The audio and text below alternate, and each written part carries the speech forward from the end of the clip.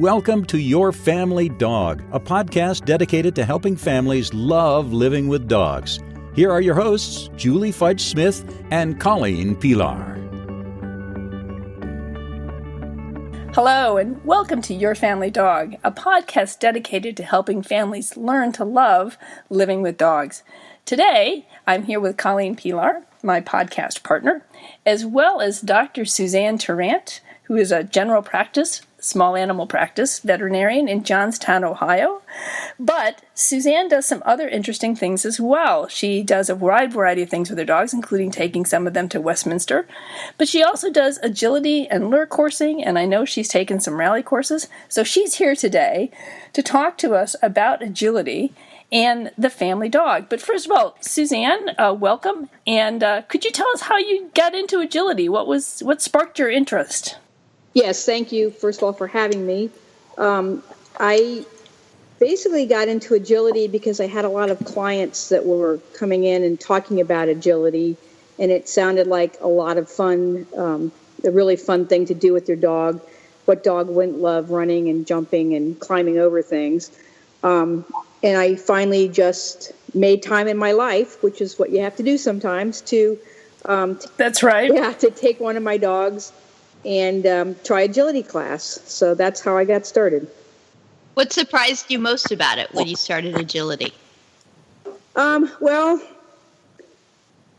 what surprised me most, I don't know, just how, I think the real thing that surprised me the most is the bond that you get with your dog when you start working together as a team. And sometimes that takes a little longer than other times, but when you finally click, it's an amazing bond that you can develop with the dog. And I don't think I thought it would just be fun, but I don't think I realized how strong that bond could become.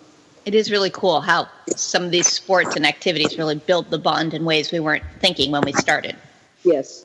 And it's not just on the agility course. You're talking about a bond that develops between your dog that permeates all aspects of life with your dog. Is that correct? Yes. Once you start working together, and you know, I'm sure it goes for any other kind of training that you're doing on a consistent basis, but you're, working with your dog consistently. And agility, as we always say, is a team sport.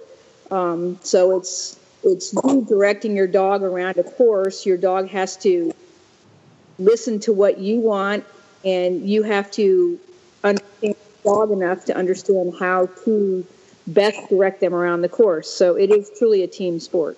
So how many years have you been doing agility? I started doing agility right after I came home from Afghanistan. So that was January of 2009. I started actually I took a dog that I rescued from Afghanistan to class, and she did a couple classes, but it just wasn't for her. And then I started with my Sheltie that I had. So tell me why you were in Afghanistan. Oh, I was in the Army Reserve for 20 years, so I was there as a veterinarian. Wow, I had no idea. That's pretty cool. That's a whole nother conversation. Yes. Oh, yeah, we could veer down that road, but I think we're going to try and stay on the agility track here. So, Suzanne, if somebody wanted to just play around with agility at home with their dog, what are some of the things that somebody could do that would be safe and fun to try with their dogs that might give them a taste of what this is like and if it's something they might want to pursue further? There's some equipment they can actually make easily or buy. There's also some of the dog parks have some equipment. The big thing to keep in mind is that you want to be safe with your dog. And so when we teach agility, the first level is to actually teach the dogs and the owners, handlers, how to safely, perform the obstacles. So jumping is a great thing. Most dogs will jump far higher than they should jump. When you're doing agility, you're doing repetitive jumping. So you want to be sure that your dog is not jumping too high. Mm-hmm. People will say, well, my dog can jump, 4 feet. Well, so can my dog, but I don't want her jumping 4 feet repetitively. So you want to start at a low height, especially with young dogs. You want to be careful with any dog under 18 months of age that their growth plates have closed. But you can make jumps out of anything. You can take buckets and a broom handle. You can use, depending on the size of your dog, the little kid tunnels that you can buy at like Toys R Us. And go through the tunnel. You can even just like use a board, a wide 12-inch heavy, like a 12-inch by 1-inch by 12-foot board, and prop that up kind of low, but that they get used to walking on a narrow board like that. So there's lots of things you can do just to see if he likes it. When you're suggesting people start with low jumps, how should someone decide what is low for their dog? Is there a standard rule of thumb based on, a dog's body part that they could say, oh, okay, it should be no higher than here, or what? Yeah, there's different venues have jump heights based on the height of your dog at the shoulders that your dog is required to jump. But most people will start in beginning classes with everyone jumping no more than 8 inches. Obviously, if you have a little Chihuahua or a Yorkie, you're not going to jump 8 inches. You're probably going to jump 4 inches. But even the large dogs will start at 8 inches because they know how to jump. They're learning the obstacles. And so you really want them to focus on what you're teaching them and not on jumping. Once they get more experienced, it's based on their shoulder height. And you could certainly look that up on online for like AKC jump heights or agility jump heights for different dogs. But it's generally like for CPE, a 16 to 20 inch dog at the shoulder would jump 16 inches. For AKC, I think they jump higher. So a 16-inch dog would jump 20 inches, just to give an idea. That reminds me of years ago, I took an agility class with my Labrador, just an introduction to agility. And they paired up dogs so that they weren't continually readjusting jump heights. Right. But because my dog was not a genius jumper, he just didn't quite catch the concept, I was paired with a dachshund. And so my Labrador and the dachshund did the same jump height, and it was perfect for us. That was my agility level, and that was his agility level. So right. Others went higher. Right. Dogs can jump lower heights, and there's different ways for them to jump lower as they get older too. But it's, everybody wants their dog to jump. Well, my dog can jump really high, but that's not the point of of agility. It's to jump consistently and safely, and hopefully for a very long time. So you don't want to force them to jump any higher than necessary. Okay, well, that's good. I was going to say, too, when you're talking about boards, one of the things, because as you know, I'm in beginning agility at your facility, and to teach my dog that she actually has a rear end, because most dogs, people don't believe it, the dogs really are very oblivious to the back quarter. I have an extension ladder that I laid on the ground next to my house, and my dog, I lead her through the extension ladder so she has to place each foot. But then I found this 12-inch board that I then placed on the extension ladder. So it was elevated a little bit, so she had to then step about 4 inches up onto the board. But it helped to teach her the dog walk because it was at least a little bit of an elevation, and she had to stay on that or she'd fall off the ladder. So that was a really easy and quick way to get her used to sort of doing a dog walk kind of thing. So you can use the stuff you have at home. Right, and a ladder is a great thing to help them learn where their rear end is too. It is. Because they have to walk all 4 feet through that. So yes, that's a good one. So now you also do lure coursing. Can you tell us a little bit about what that is? Lure coursing has got to be the simplest and most fun thing you can do with your dog. Any dog that likes to chase something, just about any dog that likes to chase something and is brave enough to go away from their mother or father, that's right, is going to love lure coursing. So lure coursing was actually designed for the coursing dogs, the sight hounds, the greyhounds, and the Salukis. But since they were having all the fun, they made AKC has a program called Coursing Ability Test, and that's for all the other dogs on the planet except for the coursing dogs. and it's a safer course, so there's no turns tighter than 90 degrees. And it's basically a bag a line that's laid out in a shape. It's usually a couple of turns. It's usually like a big rectangle with maybe a couple angular turns in it. Dogs under 12 inches go 300 yards, and over 12 inches go 600 yards. And there's 3 like Kroger bags tied to the string, and the person that runs the lure can make the speed as fast as your dog is willing to go. So all you really have to do is walk up to the line, hold your dog, wait for them to tell you to release your dog, and let it go, and watch it run 600 yards as fast as it can, and you're exhausted. So it's a wonderful sport. I think they do that at the Columbus Zoo with the cheetahs.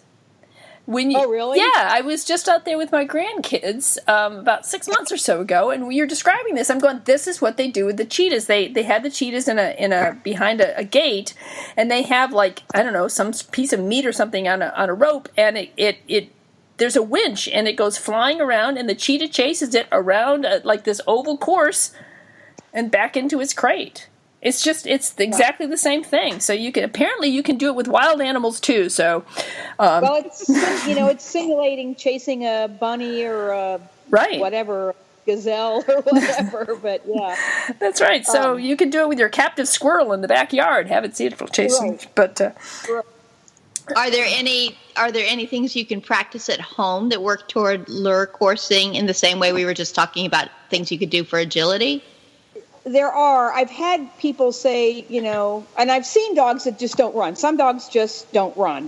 They maybe start to chase it, and then they aren't used to going away from their family member, and so they'll come back, or it just doesn't entice them. So not every dog obviously cares, but you can tie just like a Kroger bag to a string and drag it around the yard just to get them to try to chase it. And see if they like it. I've seen Chihuahuas do it. I've seen, all kinds of dogs do it. And then I've seen some dogs that just aren't interested. So again, I think some breeds, the smush face breeds, you have to be careful with them. But I've seen Boston Terriers run. I think I saw a Frenchie run. So, mainly just dragging something around the yard and seeing if you can get them to chase it. My dogs were more than happy to leave me and chase off the bags. They didn't. Mm-hmm. Well, I was just thinking. I think I started doing something similar with the puppy. I had my flat coat has a bumper that she loves to chase, and so I showed it to the puppy and then just dragged it. He started running after me through the house as I was dragging the bumper through the house. So I think you can even start that way, with a favorite toy, have them follow that. And right. So that may be a great way to, exhaust your kids and your dogs, right? Have the kid. Yeah, there you go. Get the kids really good.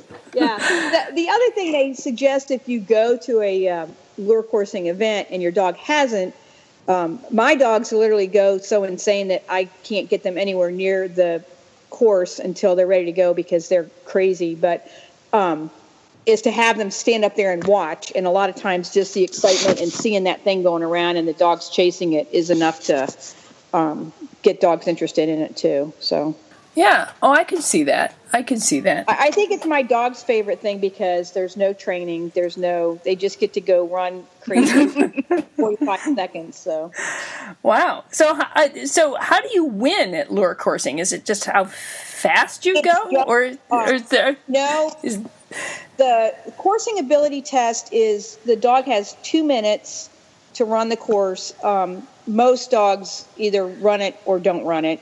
But it's a pass-fail. You can go out there and help them. So if you do have a dog that's a little hesitant, sometimes when they get far away and they make a turn, then they'll look back and they're like, oh, mom's not here. I'm not supposed to be out here.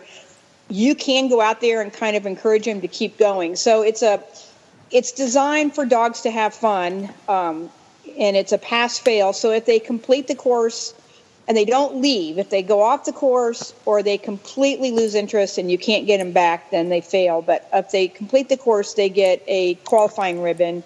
And then there's 3 title levels. You get 3 qualifying runs. You get a coursing ability title.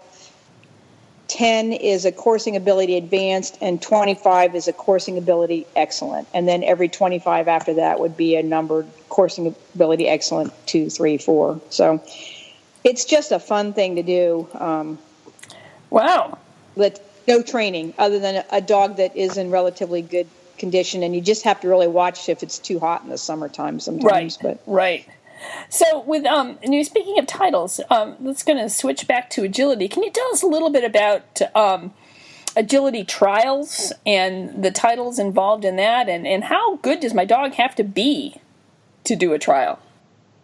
Well, there's multiple venues in agility. There's AKC, there's CPE, which is fairly popular around here. There is also USDAA, but some of those I don't think they're as popular around here.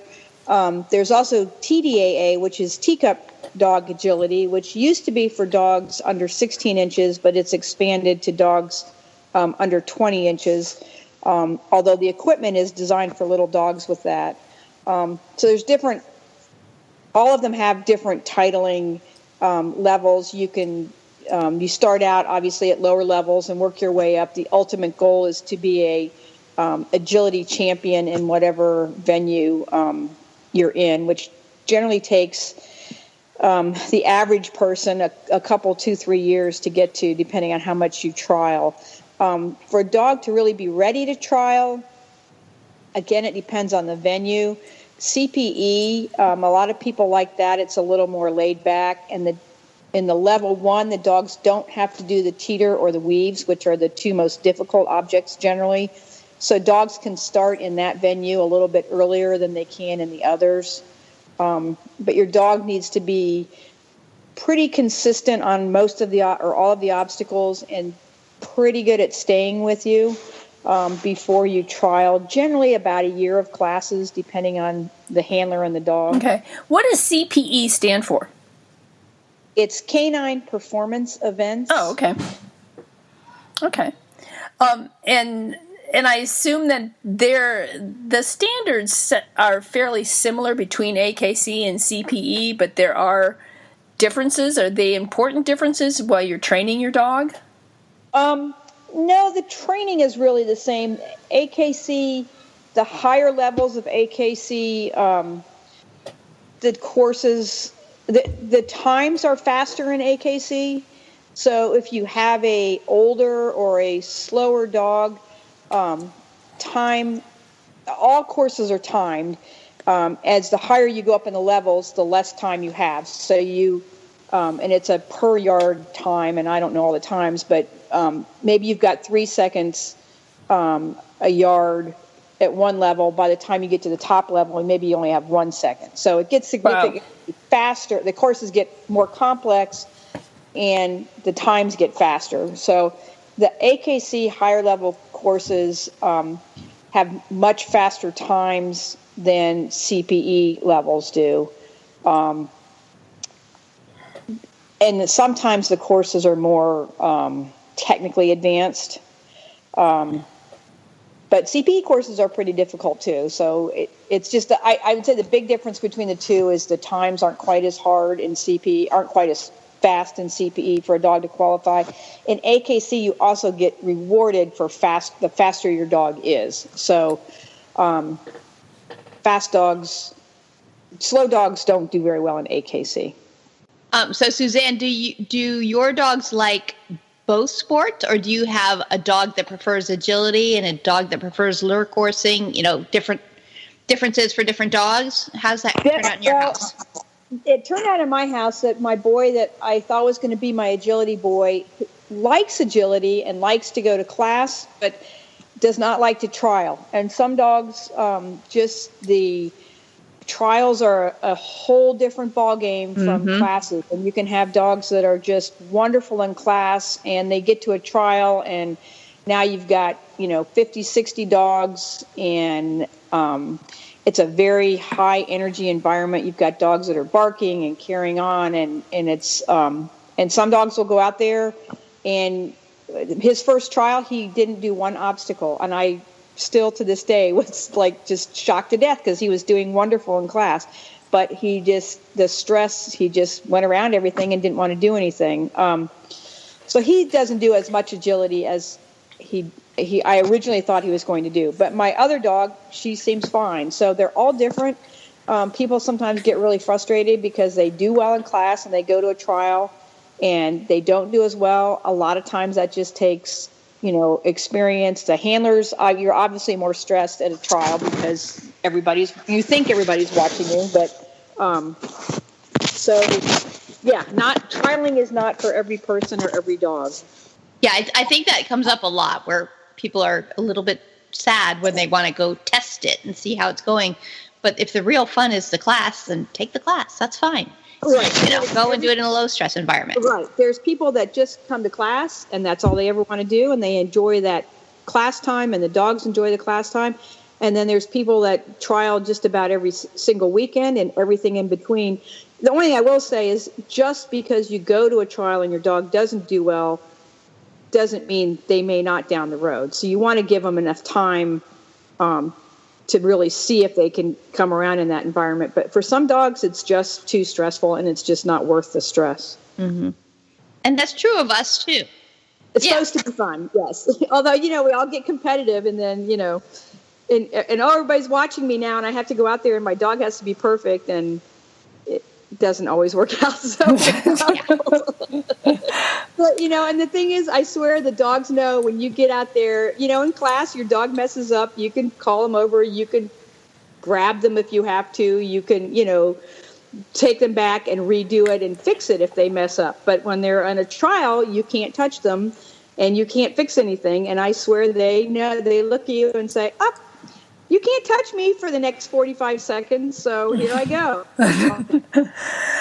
Now, I was going to ask you, too, you were talking about time. And, of course, when most people think of agility, if they've seen it on TV, they think of the border collies that kind of rocket their way around a course. Now, are border collies competing against border collies? Are their trials separated by... Because I can't imagine that my Bernese Mountain Dog would have anything close to a time that a Bernese Mountain Dog... a border collie. So, are they competing in a different league? In CPE, which I do more of, you're competing. Your time is by your level and your jump height. So, small dogs, anything that jumps 12 inches and under, have usually 5 seconds more than the big dogs, and each level, as I said before, gets shorter and shorter times. In AKC, it's similar. It's by jump height and then, by level. So border collies are usually jumping 20 inches, sometimes 24 inches. So if you were in the master's level, all the 20-inch master levels dogs compete against each other. Okay. So, okay. If you have a burner that's jumping 20 inches, you're in trouble. Maybe I could your burner's doing like the community softball league as opposed to professional baseball, but it's still a place to play. There you go. Because they can do it. It's just they're obviously not going to do it lightning. Nothing can compete against a border collie that wants to go fast. So, yeah, that's true. And burners just their processes are slower. We have a puppy, and as my husband says about his last burner, he had a Pentium 95, and we upgraded to a Pentium 98 in this one. So it's not that he's not smart; he's just slow at processing stuff. Right. So, but on the other hand, I've signed him up for puppy agility because I thought it would be a fun thing for he and my husband to just try together. There's no pressure there to compete or do anything. It just the way to increase their bond, to have something fun to do together that makes things, just stirs things up a little bit, which I think is always fun. I'm in an agility class right now, and I took it primarily because I wanted to increase Zuzu's focus and wanted to just have some fun with her. So I really do encourage people, and I have had a great deal of fun in class and without pressure. So I would say your facility is great. But I really would encourage people that if you're curious about it, take a beginning level class. It's really fun. And if the instructors are good, there's not going to be any pressure to be perfect. It's just to explore the equipment, have a good time, and see what you and your dog can do together.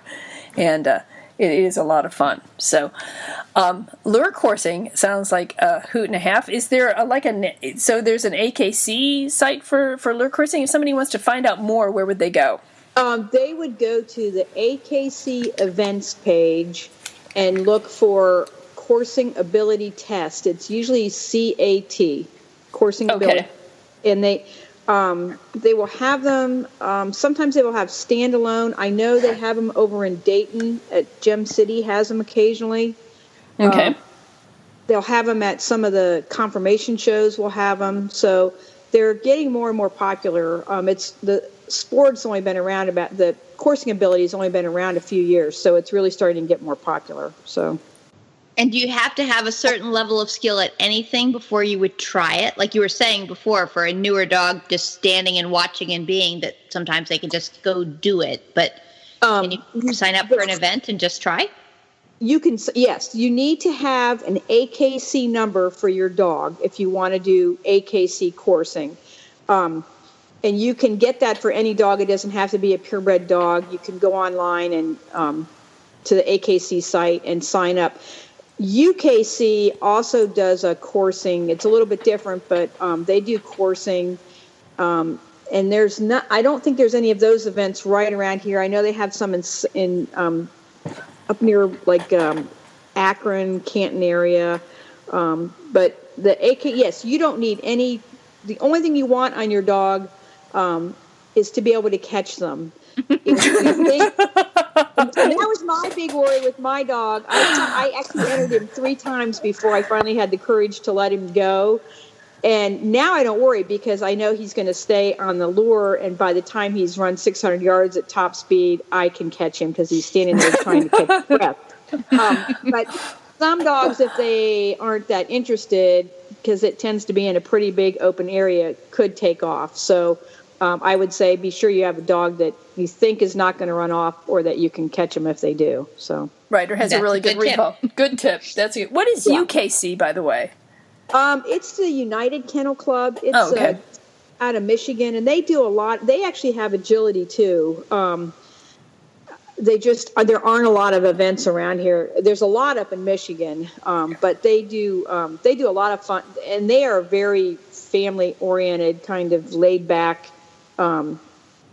Just out to have fun with your dog kind of organization. So. We love things like that here at Your Family Dog. We do. Yeah. We do. Of course, when you said UK, I was thinking of the UK, the United Kingdom. I'm thinking, what do they taste? They must taste like tea cakes on lure coursing. So, well, thank you, Suzanne. That was a lot of really interesting information, and I like the idea of, a family sport that kids and dogs can participate in together and have some fun. I really appreciate you joining us today. And is there anything else that you would like to say to our listeners if they're going to consider either one of these sports? The biggest thing I would say is if you can work on your basic obedience skills, sit down, come, teach your dog to walk on both sides of you. So many people that do lots of obedience, their dog is always on the left. In agility, your dog is going to be on both sides. So have them be on both sides and teach them with lots of treats to come back to you. So throw a treat out, call them back to you. All those good things like that you teach, Julie, in your classes. Okay. I think those are also really good tips. I mean, those are just great things to have your dog know how to do anyway, whether you're going to be doing agility or lure coursing. So those are great tips. I think that kind of wraps it up for this week. Colleen, you have anything you'd like to add? No, I'd just really like to thank you, Suzanne, for joining us today and telling us all about this. Oh, thank you. It was fun. All right. Well, we will see you next week then. Thanks for listening. Thanks for listening to Your Family Dog. Got questions? Interesting ideas? Colleen and Julie would love to hear them. Call 614-349-1661 or visit www.yourfamilydogpodcast.com to share your thoughts.